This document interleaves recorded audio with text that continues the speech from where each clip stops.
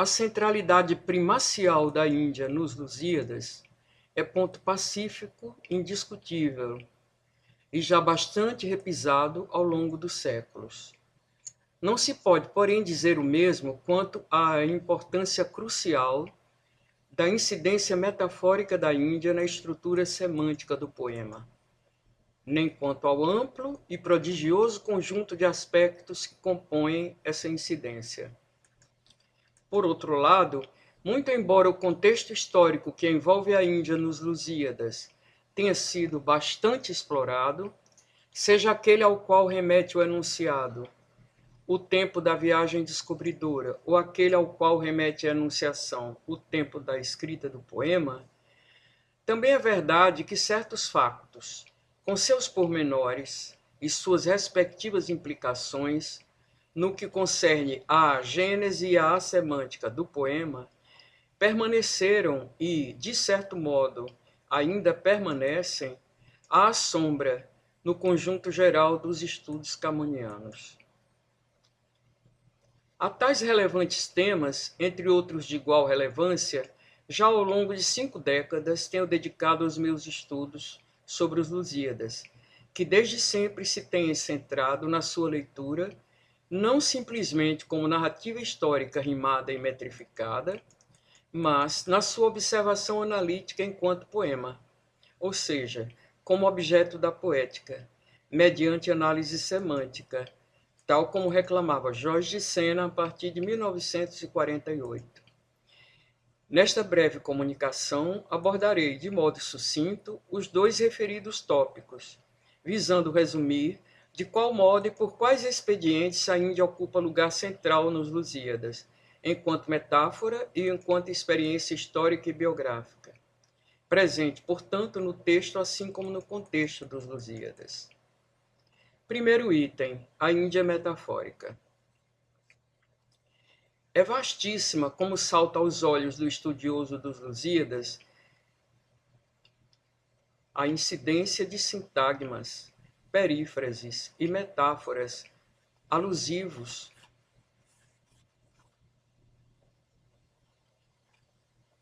à Índia e ao Oriente no poema. O termo Oriente, que aparece 19 vezes, mais 7 nas quais se adjetiva em oriental, soma-se ao termo Índia, que tem 29 aparições, mais os derivados, 12 como indo, 6 como índico, 4 como indiano, resultando em 77 incidências que configuram uma variada combinatória, na qual se incluem outros núcleos, que, embora tenham sintagmas diferentes, pertencem ao mesmo campo semântico. Terras do Oriente, ilhas mais remotas do Oriente, ardor imenso do Oriente, mares do Oriente, e mais todas as metáforas e perífrases com que se designam o Oriente e o desejo que dele se tem. Céu terreno, terra celeste, reinos lá da aurora, berços onde nasce o dia, aurífero levante, da roxa aurora os términos, tálamos do sol que nasce ardente, entre outros. A presença predominante do Oriente é, portanto, uma evidência incontestável na leitura dos Lusíadas. Imprescindível, no entanto, se lemos os Lusíadas enquanto poema, é observar que a incontestável primazia do Oriente não se limita à função denotativa, tomando a Índia como um mero referente histórico, mas se configura ao longo do poema numa incidência metafórica que remete à semântica do poema, mediante convergência de 3 sintagmas cuja combinatória compõe a perífrase metafórica desejada parte oriental. Os 3 sintagmas que compõem, enquanto núcleos semânticos, a metáfora da desejada parte oriental, em sua reiterada incidência nos Lusíadas, são estes: desejo, parte e oriente. Seguindo a dinâmica da combinatória que compõe o poema, estes 3 sintagmas semas, flexionando-se, combinam-se de modo recorrente, seja em formas explícitas, enquanto desejada parte, parte oriental, partes do Oriente, ou em formas derivadas, como desejada Índia, Indo desejado, terras orientais, terras do Oriente, mares do Oriente, entre outras tantas variadas incidências, até convergirem no termo desejada parte oriental. Entretanto, remetendo-nos à vasta complexidade semântica dos Lusíadas, e como evidência de que a referida metáfora aponta um sentido além do histórico, os termos desejo e desejada parte, reiteram-se também no poema desvinculados do adjetivo oriental e dos substantivos Índia e Oriente. Abundantes incidências combinatórias associam o desejo a sintagmas correlatos. Dama, donzela, ninfa, deusa, musa, rainha, sereia, terra, ilha, água, todos remissivos ao paradigma feminino. Confirmando tais observações, o leitor das rimas camonianas se depara com a recorrência em diversas composições líricas da desejada parte, ali associada não ao Oriente, mas à dama ou donzela, objeto do desejo do poeta. O que, segundo tenho buscado demonstrar, desde a tese de doutoramento, defendida em 2001, até os livros e diversos ensaios subsequentes, induz o estudo a uma compreensão da desejada parte como parte oposta complementar do sujeito poético. E a perífrase desejada parte oriental nos Lusíadas como metáfora da alteridade complementar à identidade lusíada,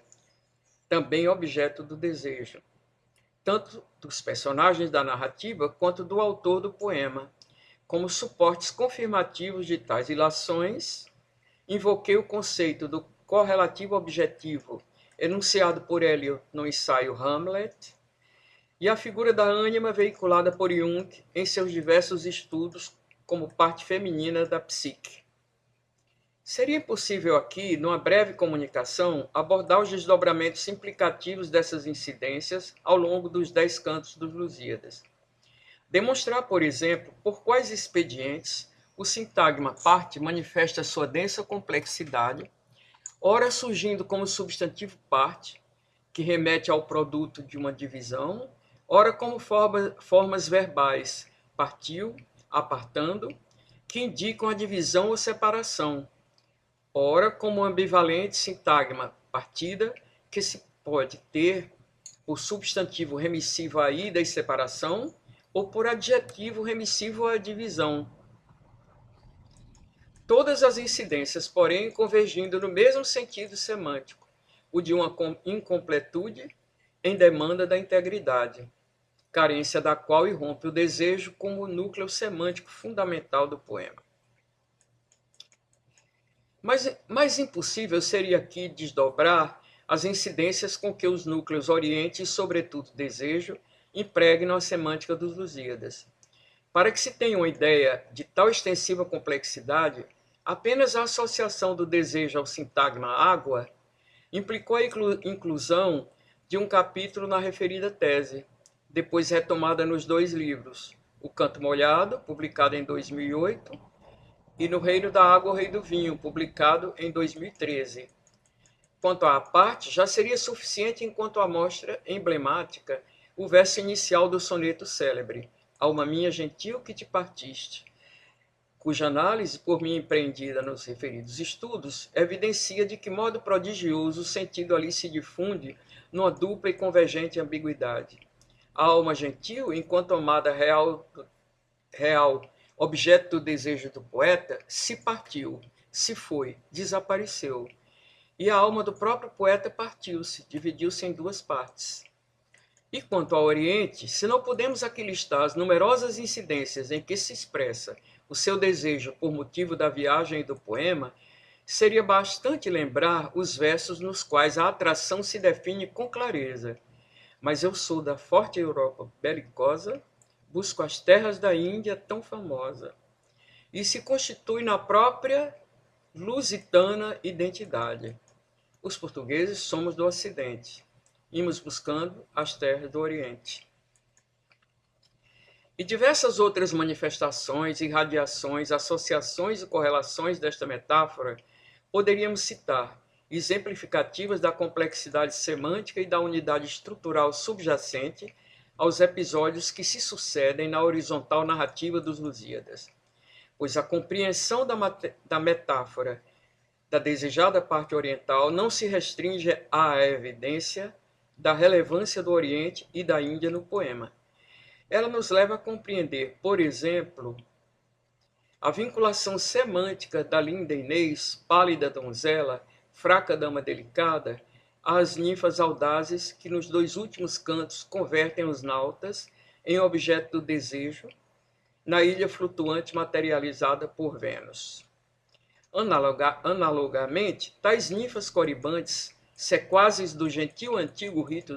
dionisíaco, estão estreitamente vinculadas ao sintagma água, água desejada, núcleo essencial na cadeia semântica do poema, e agente cuja infiltração o impregna ao ponto de o canto da narrativa da viagem tornar-se cantos molhados, convertendo-se, por essa impregnação, o pretendido épico em trágico lírico, no sentido mais próprio e mais profundo do termo. Mais ainda, estreitamente vinculado à metáfora em pauta, a presença de Baco no poema, com as funções mais complexas que nele desempenha, também se intrinca à presença e ao sentido da desejada parte oriental no poema, seja enquanto divindade mítica, icônica e emblemática da Índia, assim apresentada pelo Catual Apolo da Gama nos cantos 7º e 8º,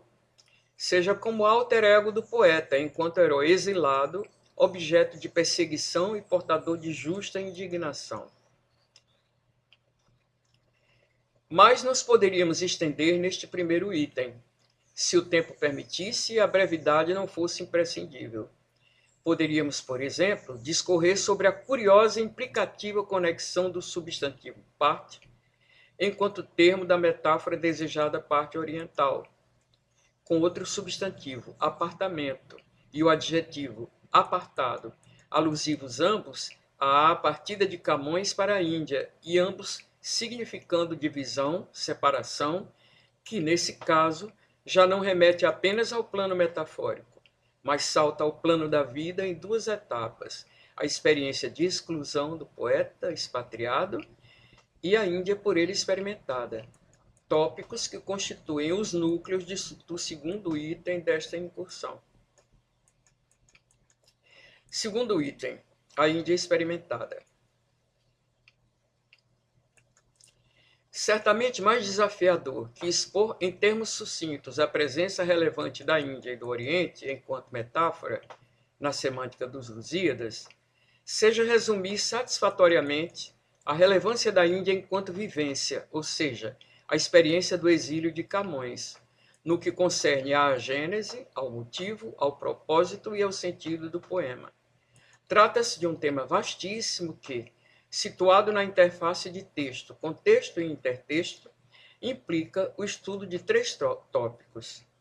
um período histórico praticamente inesgotável, o lugar de Camões e seus correligionários nesse período, e a análise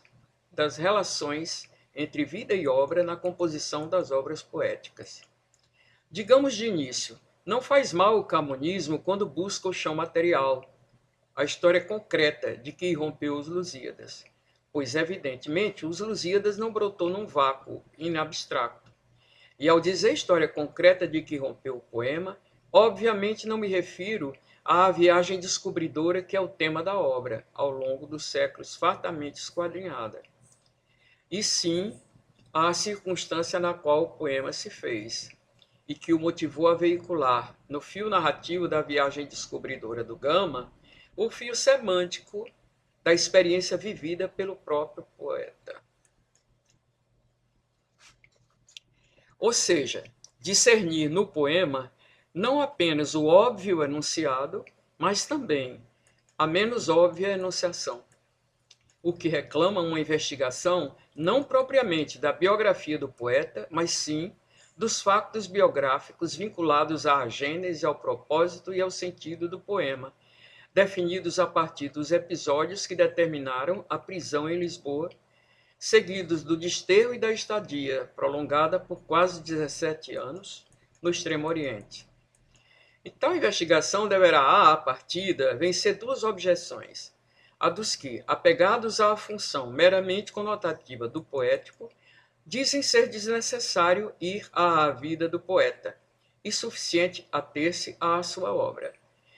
e a dos que, convencidos de já se ter investigado tudo o que havia por investigar sobre os factos relativos à vida de Camões, dizem ser impossível extrair mais um dado novo sobre sua biografia. Quanto à primeira objeção, tem sido já contestada pelos estudos mais avançados nos campos teóricos da linguagem e da significância.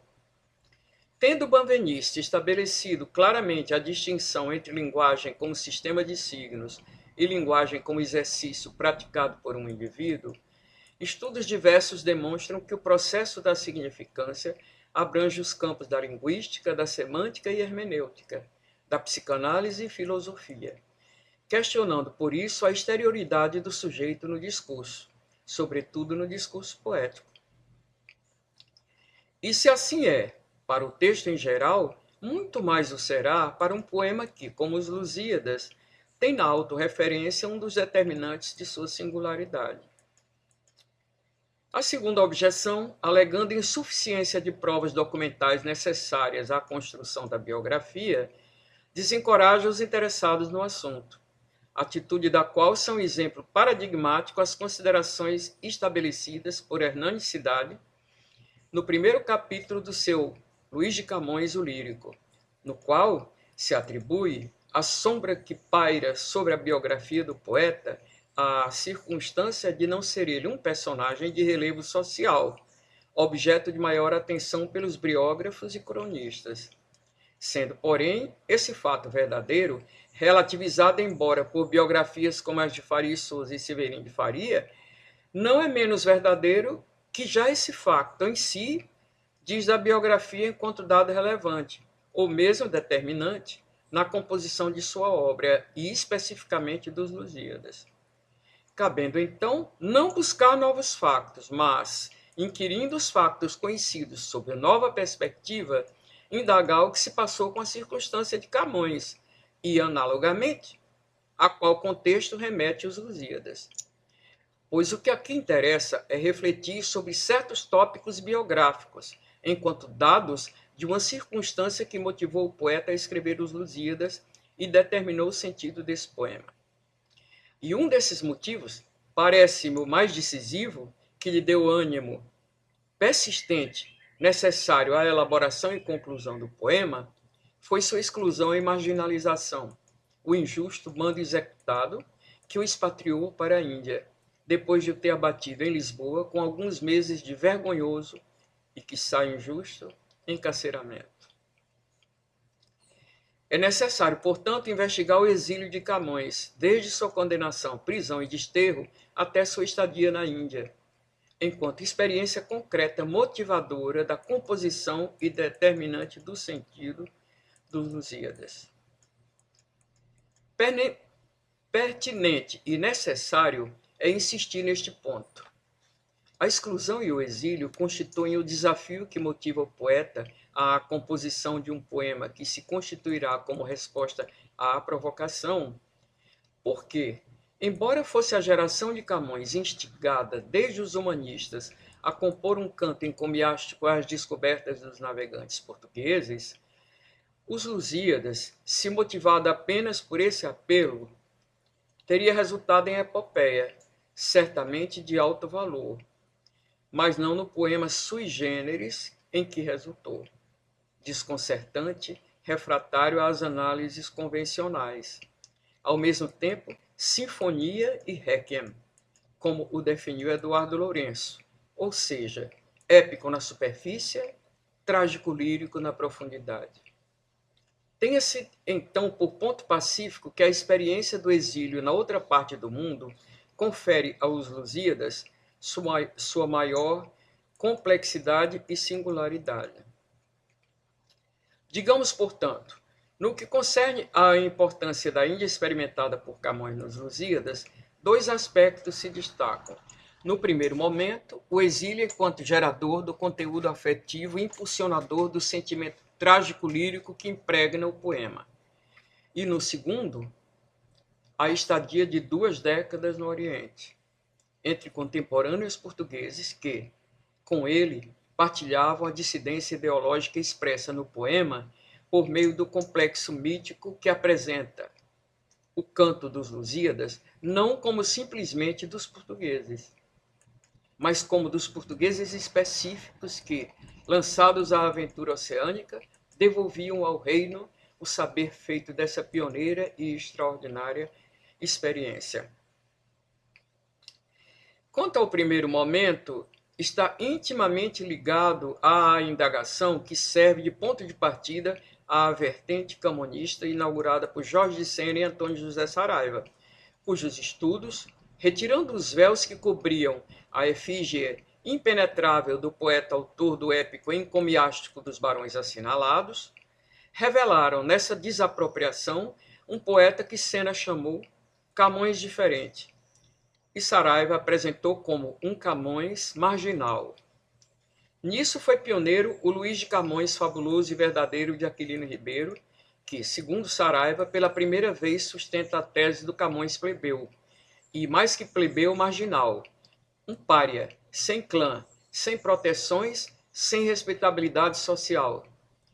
E o próprio Saraiva, concordando, afirma: a prisão na cadeia do Tronco confirma que Luís de Camões não tinha foro de fidalgo, e o seu alistamento para a Índia como simples homem de armas, perto dos 30 anos, parece mostrar que não tinha ofício certo. O seu estro baixava ao nível dos jograis. Indigência que se confirma no testemunho de seu amigo Diogo do Couto no célebre relato que se encontra na versão publicada de sua década oitava. Em Moçambique, achamos aquele príncipe dos poetas de seu tempo, meu matalote e amigo Luís de Camões, tão pobre que comia de amigos, e para se embarcar para o reino, lhe ajuntamos os amigos toda a roupa que houve mister, e não faltou quem lhe desse de comer. E em Portugal morreu este excelente poeta em pura pobreza. No entanto, se a pobreza de Camões é ponto pacífico, seu status social situa-se numa camada mais ou menos indefinida, e sua ascendência é controversa. Para alguns, como Aquilino, seria óbvia sua condição plebeia, uma vez que fidalgos, quando presos, não ficavam no tronco. E José Hermano Saraiva, concordando, atribui a invenção do Camões fidalgo à confusão entre os títulos de cavaleiro fidalgo e fidalgo cavaleiro. Outros, como Eduardo Lourenço, preferem tê-lo por fidalgo arruinado, hipótese que já era sustentada por Antônio José Saraiva,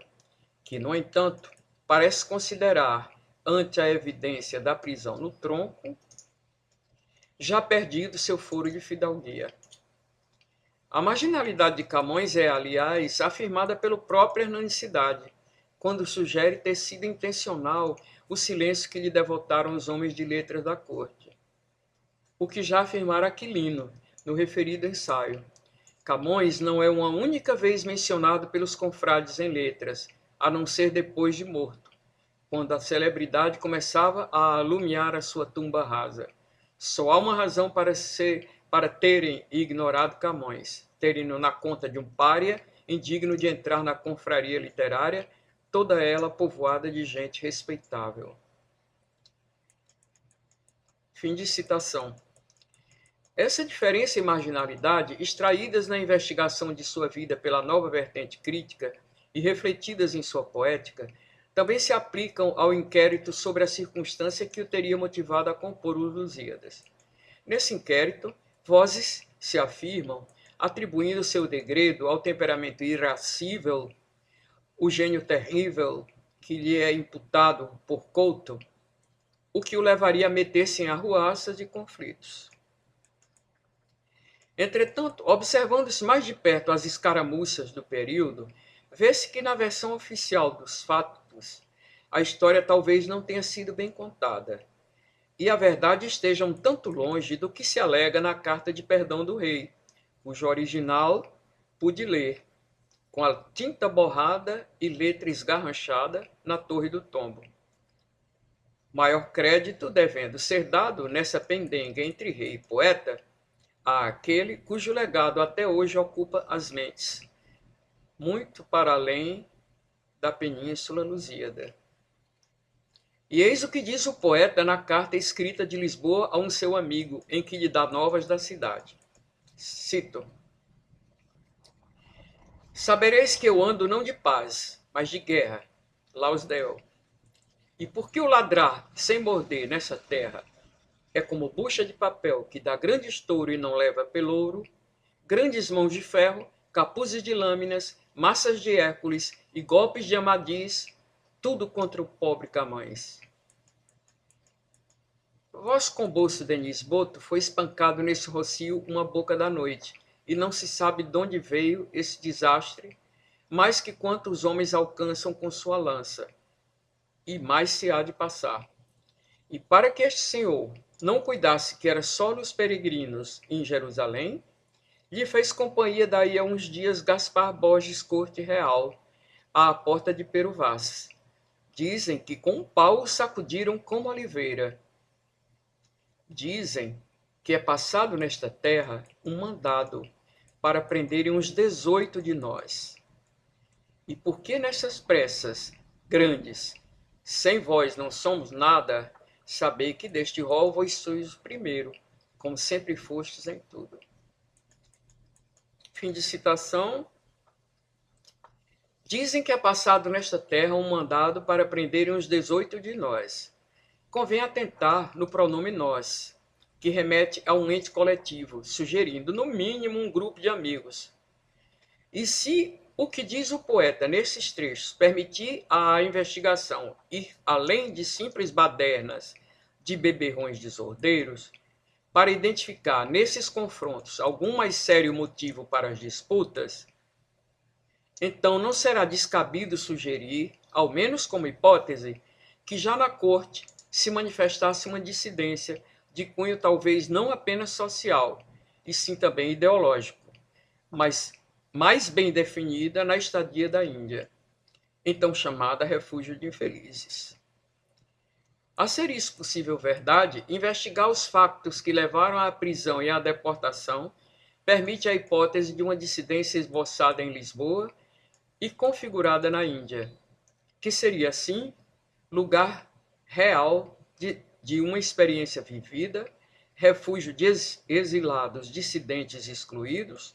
lugar que acolheu e permitiu o exercício da dissidência.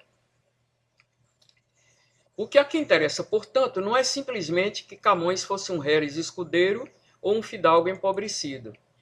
pois numa ou noutra hipótese uma coisa é certa, e esta sim é que interessa, porque já nos diz algo que vale por uma inteira biografia. Camões foi um poeta marginal, objeto de exclusão, perseguição, prisão e exílio. Isso aqui interessa porque é de relevância chave para o sentido dos Lusíadas, pois tal sentido, que remete ao propósito motivador e à mensagem enviada pelo poeta ao rei,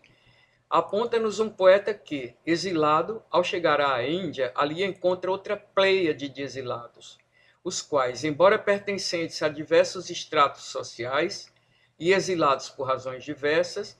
partilhavam valores convergentes, fundados em análogas e experimentadas convicções e indicadores de uma profunda transformação social e política que se operava em Portugal. No que concerne à importância da Índia experimentada por Camões nos Lusíadas, dois aspectos se destacam. A exclusão enquanto causa do conteúdo afetivo impulsionador do sentimento trágico-lírico que impregna o poema,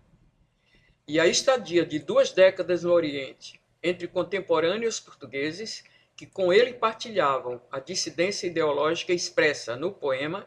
por meio do complexo mítico que apresenta o Canto dos Lusíadas, não como simplesmente dos portugueses, mas como dos portugueses específicos que, lançados à aventura oceânica, devolviam o reino o saber feito dessa pioneira e extraordinária experiência, da qual a Índia é nodo central.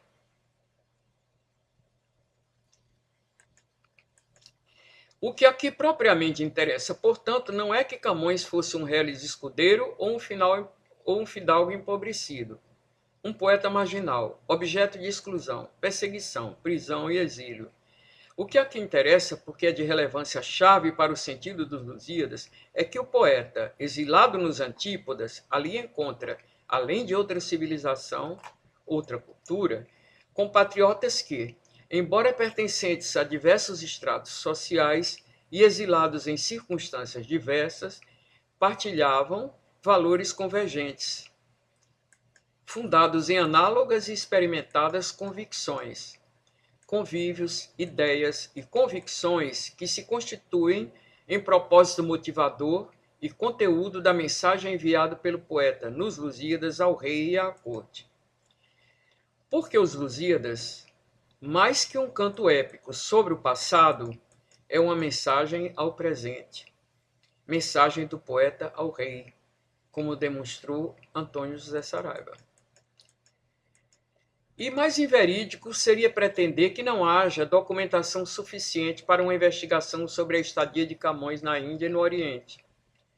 Há montanhas de textos documentais sobre o período, desde as diversas décadas e crônicas aos comentários de Faria e Souza, dos depoimentos e relatos à correspondência, prosaica ou poética, e outros muitos mais, impossíveis de abranger por um só investigador ao longo de toda uma vida. Em todo caso, investiguei como tema subsidiário à tese de doutoramento o fascinante período vivido por Camões na Índia portuguesa, que se denominava Refúgio de Infelizes. E nessa investigação, certos tópicos sobressaíram como nodos que oferecem pistas sobre aquela experiência, sugerindo respostas às indagações sobre o que ali se passou, questão intimamente vinculada à outra. Como e para que se compôs os Lusíadas? E que mensagem se enviou nas instâncias dos 10 cantos ao rei, à corte, ao século contemporâneo e aos séculos vindouros? Do que extraí no estudo, 2 pontos estreitamente vinculados têm sido, no meu entender, subestimados. A importância e influência da experiência na Índia sobre Camões e sobre os seus camaradas de estadia no Oriente, e a influência e presença da Índia experimentada nos Lusíadas. Há quem sustente que os portugueses na Índia eram uma comunidade impermeável ao convívio com os naturais. Há quem diga, como Antônio José Saraiva, que a Índia é insignificante, quase ausente do poema, ou, como Vasco Graça Moura, que o poema poderia ter sido escrito sem que o poeta arredasse o pé de Lisboa. Tais ilações, no meu entender, são incorretas, mesmo se consideramos as descrições da Índia em si, nos Lusíadas, e ainda mais incorretas se nos referimos à Índia experimentada por Camões e seus companheiros de exílio. No que concerne à impermeabilidade da comunidade portuguesa na Índia contemporânea de Camões, documentos históricos atestam uma muito diversa realidade. As cartas jesuíticas a Dom João III, reclamando-lhe a Inquisição para fazer frente à licenciosidade de costumes em Goa, o decreto real que proibiu a prática do culto hinduísta na Índia portuguesa, os arquivos de processos do Santo Ofício, com vultosas condenações pelo crime de gentilidade, ou seja, de hinduísmo, e mais toda uma série surpreendente de trechos de textos pinçados de crônicas e relatos de episódios inequívocos. Questionam todos a pretendida impermeabilidade. Bastaria lembrar, como o faz Geneviève Buchon, que mais da metade de 3.600 processos instruídos em Goa entre 1560 e 1623 tratam de delitos de gentilidade, quer dizer, de práticas hinduístas. Aliás, chega a ser uma evidência. Como podiam indivíduos viver um longo período no Oriente sem lhe sofrer a influência? Como poderiam cientistas, filósofos, navegantes, poetas, soldados, gente curiosa ou aventureira manterem-se impermeáveis à influência que o Oriente sobre eles exercesse? A impressão provada pelo Gama ao entrar em templos shivaítas, desconcertado ante o dilema de decifrar quem seriam aquelas deidades polimorfas, para ele estranhíssimas, talvez fosse superável no retorno ao Ocidente. Mas, para os que lá se detivessem, a impermeabilidade às águas hindus seria, se não impossível, improvável.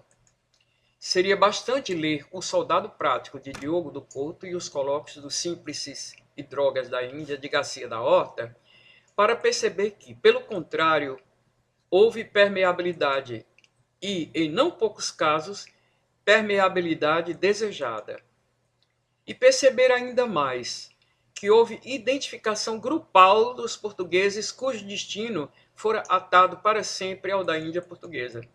Vínculo que se configurou no tópico dos descendentes de Luso, os Lusíadas, ou seja, aqueles que pretendiam a religação Ocidente-Oriente, e no qual se continha um entendimento de que a descoberta do caminho marítimo para as Índias fora apenas uma entre outras várias descobertas, de cunho científico e filosófico, empreendidas pelos homens de letras ali residentes. Abstraindo-se aqui os acervos particulares, volumoso acervo documental sobre esse vastíssimo tema se oferece ao investigador nas bibliotecas públicas de Évora, Lisboa e Porto e na Torre do Tombo, para citar apenas algumas que pude conferir presencialmente ao longo dos meus quase 17 anos de estadia na Lusitânia. Sendo impossível aqui abranger a interminável lista de autores e obras que se debruçaram sobre o período, explorando seus diversos aspectos, centremo-nos no que interessa à comprovação de que os portugueses letrados residentes na Índia não estavam atomizados, mas, pelo contrário, partilhavam um ideário expresso em tópicos de significância ideológica herdeira do humanismo e dissidente do rumo tomado pelo poder dominante na corte em que se afirmava, com progressiva força, o autoritarismo retrógrado inquisitorial do autodenominado Santo Ofício. Tópicos como o saber só de experiência feita ou espada e pena não figuram aleatoriamente nos Lusíadas, mas desempenham nele a função semântica da transmissão de uma mensagem cujo conteúdo é um ideário partilhado por Camões com letrados portugueses experimentados na Índia e no Oriente, entre os quais se destacam Diogo do Couto e Garcia da Horta. Nesse sentido, basta-nos aqui, como exemplo de maior relevo, um documento de grande importância para o esclarecimento da dissidência partilhada, e que oferece uma pista também esclarecedora da mensagem veiculada nos Lusíadas. A ode com que Camões apresenta e recomenda os colóquios de Garcia da Horta ao Conde do Redondo, Dom Francisco Coutinho, vice-rei da Índia. Essa obra, de importância histórica e científica fundamental, como estudo científico da botânica medicinal hindu e como documento histórico da Índia portuguesa, teve os exemplares da Índia, tal como os restos mortais do seu autor, queimados pela Santa Inquisição. Salvaram-se, porém, aqueles que o cientista e físico, como então se chamava o médico, remetera para amigos de países europeus ainda salvo da perseguição. Na edição rara, que consultei na Biblioteca Pública do Porto, constam como peças combinatórias ao inquérito, comprobatórias ao inquérito do convívio ideológico partilhado pelos portugueses letrados na Índia, os seguintes textos, assinados todos por amigos correligionários do velho Horta. Um elogio do médico valenciano Dimas Bosque ao sábio a quem atribuíram o epíteto de Prudentíssimo Senex. Outro prefácio em latim e português, escrito pelo latinista e também médico Tomé Dias Caiado, e a célebre ode, primeira das 3 únicas obras de Camões publicadas antes dos Lusíadas. Preciosa peça poética e documental na qual consta o seguinte trecho.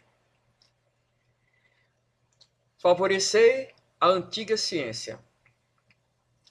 que já Aquiles estimou. Olhai que vos obriga, verdes que em vosso tempo se mostrou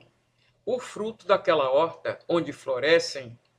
plantas novas, que os doutos não conhecem.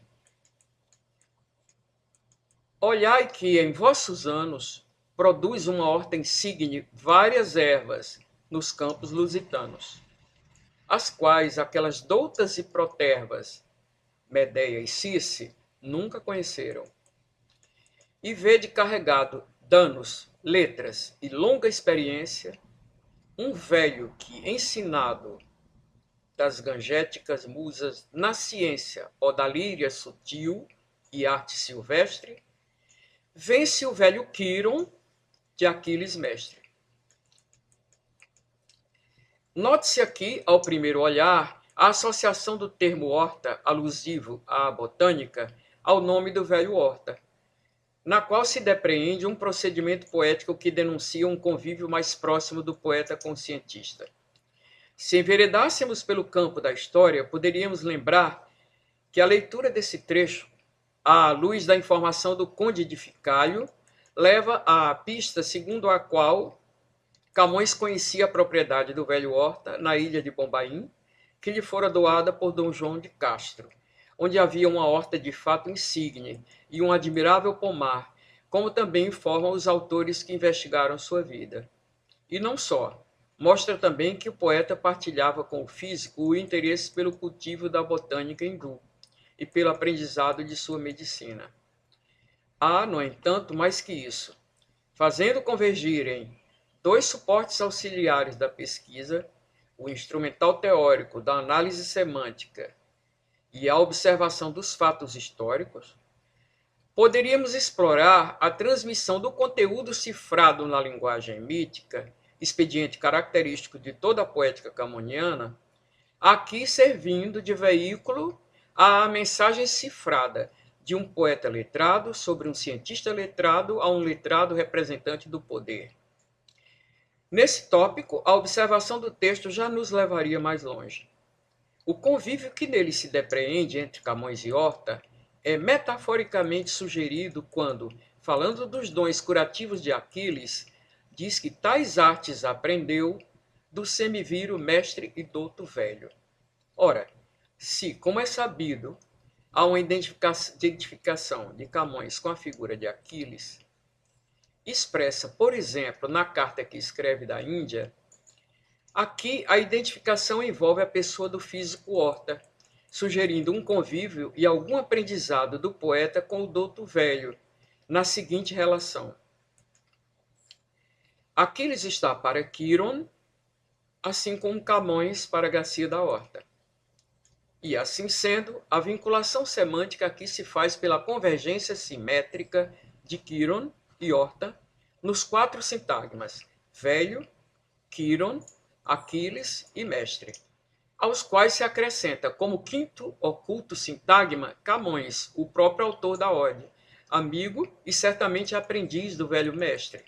cuja biblioteca, segundo opinam historiadores, lhe forneceu subsídios e responde pelo denso e vasto arsenal de saberes contido nos Lusíadas, assim como nas rimas.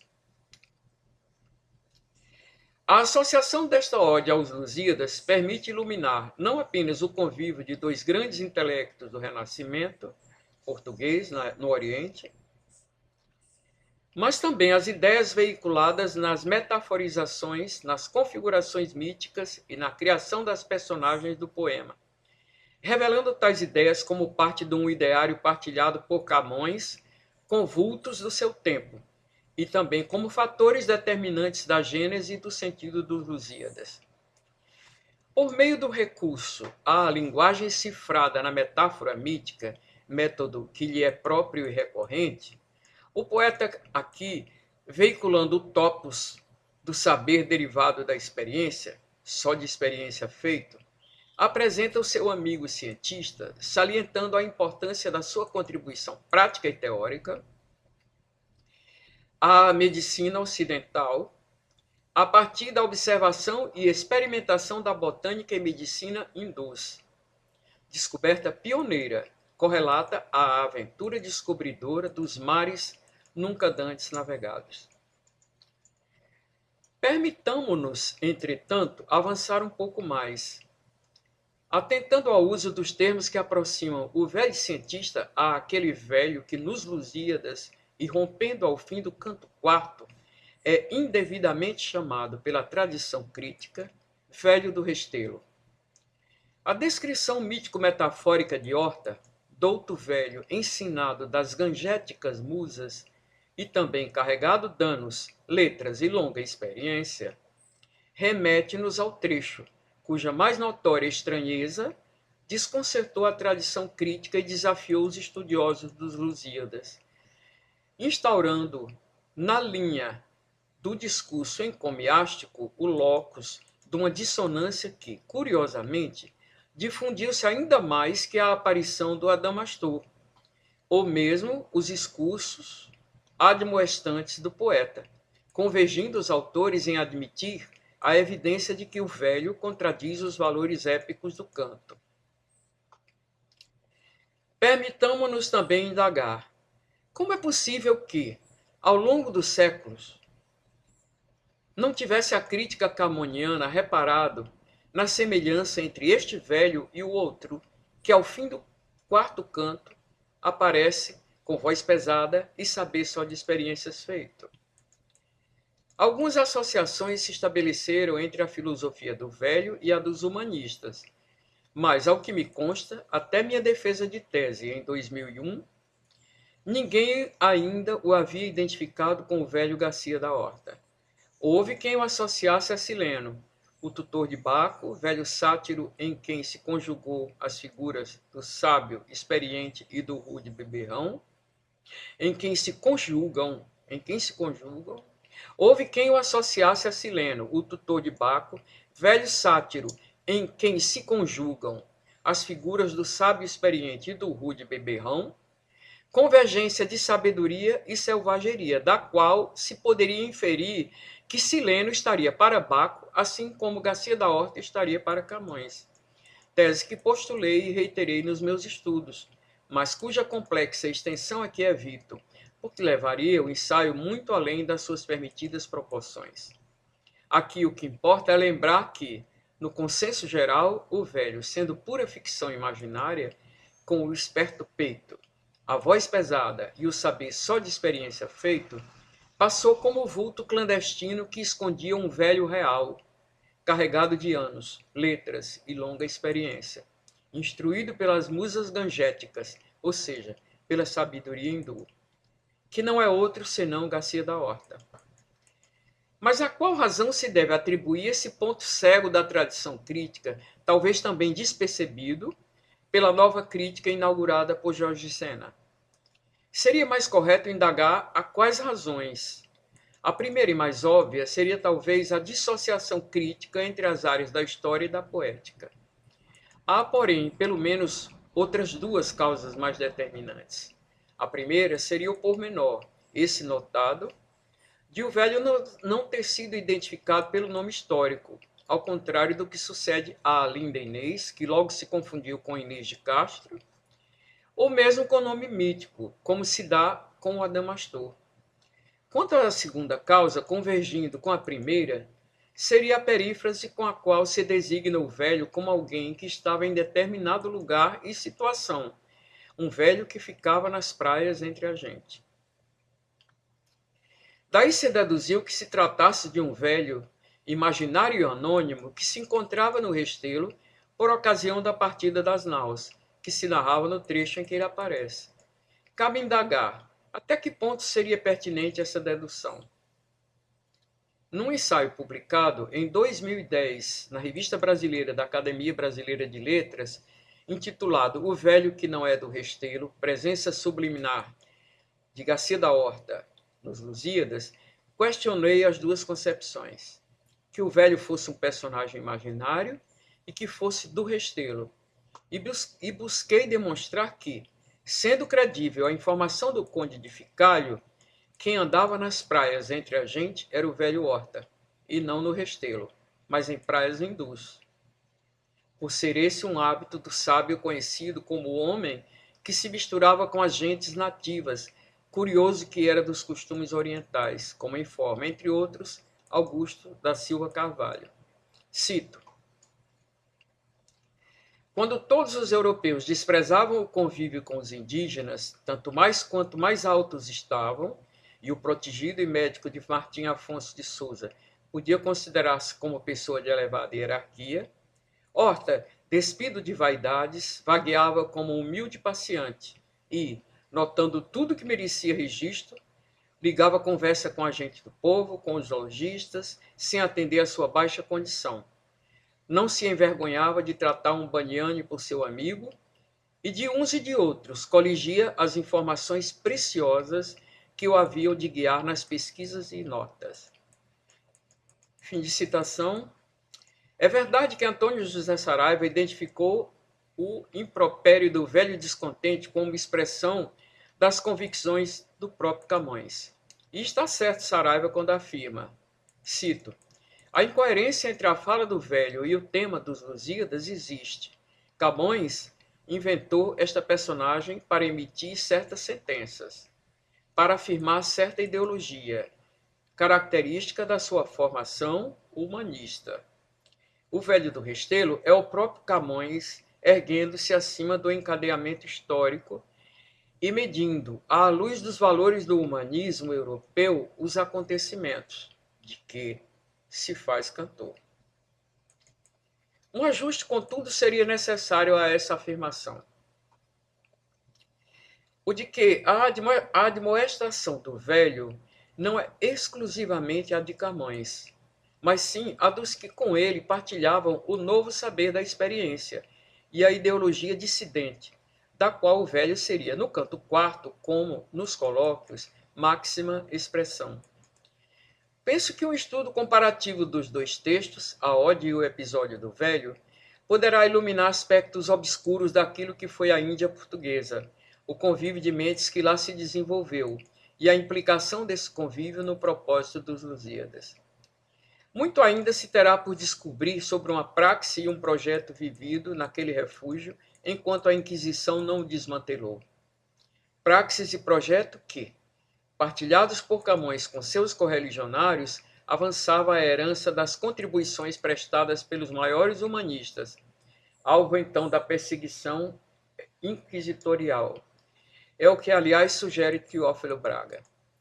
Foi este pensamento... Cito, foi este pensamento comum aos mais elevados espíritos da necessidade de uma epopeia nacional portuguesa que aproximou Camões do velho doutor Garcia da Horta, carregado de anos, letras e larga experiência. Os colóquios dos Símplices e Drogas e os Lusíadas representam duas epopeias, a da ciência iniciada pela Renascença greco-romana e a da arte que se universalizavam pelo sentimento da humanidade. Fim de citação. Já Ficálio, além de comentar os colóquios, escreveu uma biografia do seu autor, na qual diz ter sido Camões o mais ilustre dos comensais do velho Horta, aliás frequentado por muitos ilustres, sugere na referida biografia a hipótese de ter sido Camões aconselhado e incentivado pelo físico humanista a desenvolver e concluir o poema. Cito: havia, pois, um ponto de contato entre o velho naturalista e o moço poeta. O velho carregado de anos, de letras e de longa experiência, como o descreve o próprio Camões, gostava de contar, de transmitir a ouvidos atentos o fruto das suas pesquisas. E o poeta, com aquele fácil poder de assimilação dos grandes talentos, armazenava no espírito as notícias assim recebidas, que depois tomavam lugar tão naturalmente na textura da sua grande obra.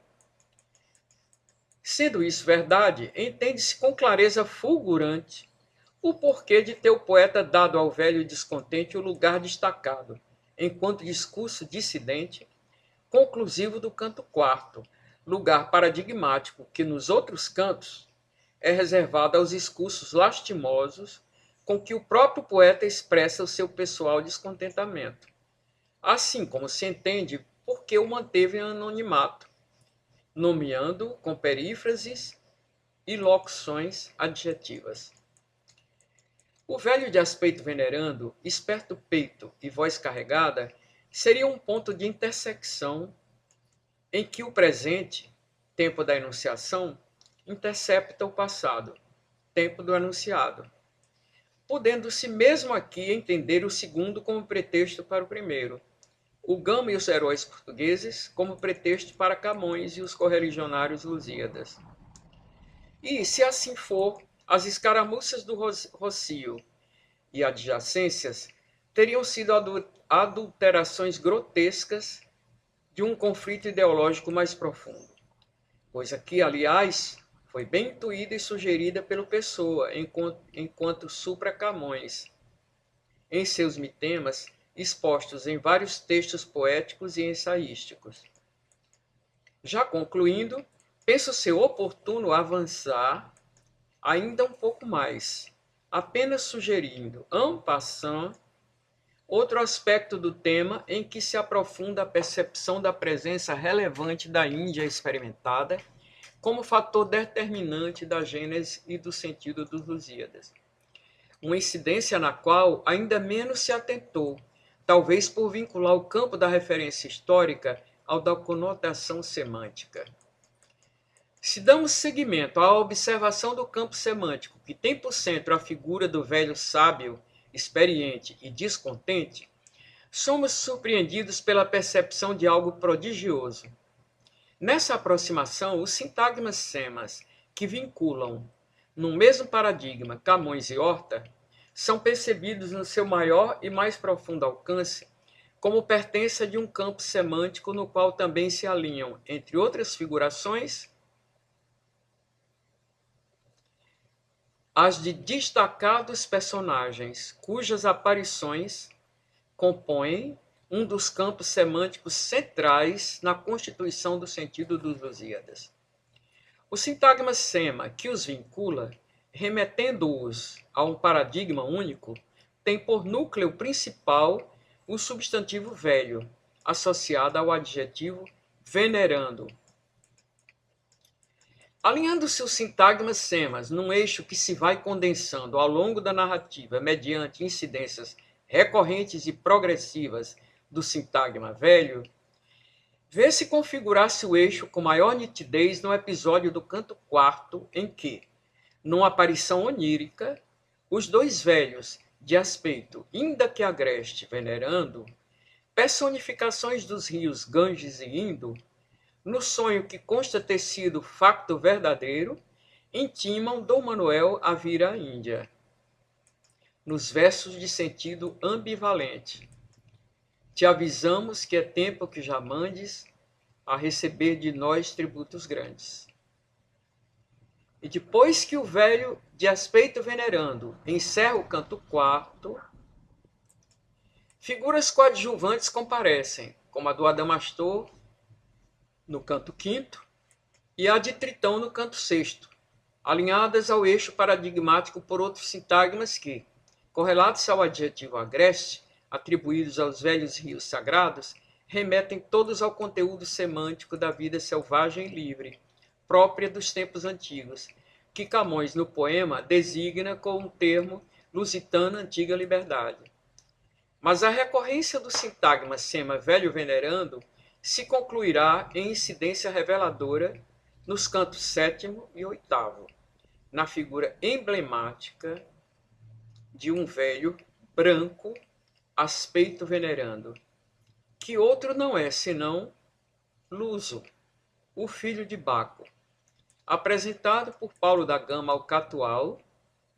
como fundador da Lusitânia, antepassado mítico dos Lusíadas, em simetria com a do próprio Baco, que o Catual apresentará ao Gama como o também mítico e emblemático vencedor da Índia, estabelecendo a simetria como elo de ligação entre o Ocidente e o Oriente, hindus e lusitanos, a dupla figura mítica de Baco Luso, ou seja, de um passado, sob a égide dionisíaca de Lieu, o deus bucólico, Liber Pater latino, patrono simbólico da liberdade campestre dos povos antigos, ameaçada pelos avanços da era autocrática mercantilista. Tema cujo conteúdo, de relevante prática recorrente na tradição poética greco-latina e resgatado pelo ideário renascentista,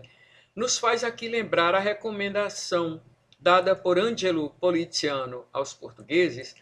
para que compusessem não apenas um canto épico aos descobrimentos marítimos, mas também outro, de louvor a Baco, antepassado mítico dos Lusíadas. Louvor do qual Camões tinha ciência, como comprovam os versos da estância 32 do canto 1º, nos quais o narrador apresenta Baco entre os participantes do Concílio Olímpico nos seguintes termos: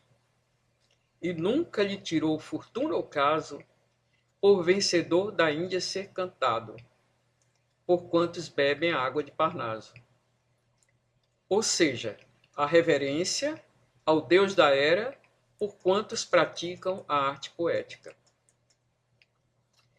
O desconteúdo de que faz parte essa incidência, por mim desenvolvida em capítulos de livros e como tema de ensaios, obviamente não poderia ser aqui abordado senão, como avisei, à guisa de breve sugestão confirmativa de que a Índia comparece, nos Lusíadas, como tema primacial determinante da sua gênese e do seu sentido. E sua relevância se afirma em dois veios que fazem convergir texto, pela metáfora da desejada parte oriental, e contexto, pela experiência do poeta apartado na Índia geográfica. Muito mais se poderia aqui trazer para a comprovação factual da relevância, no propósito e sentido dos Lusíadas, da Índia experimentada por Camões e os seus correligionários. Sendo, porém, o tempo limitado, seja suficiente aqui salientar que a Índia porta nos Lusíadas dupla e relevante significância. Enquanto metáfora, exerce a função de parte oposta complementar desejada, alteridade necessária à busca da identidade lusíada, o que se expressa nos versos: os portugueses somos do Ocidente, imos buscando as terras do Oriente. E, enquanto realidade experimentada, a de um conteúdo elaborado em partilha e remetido como mensagem do Oriente ao Ocidente. A mensagem de um humanismo ameaçado pelo sopro persecutório do novo tempo, obscurantista e autocrático. Mensagem cuja percepção é essencial à compreensão dos Lusíadas em seu propósito e sentido.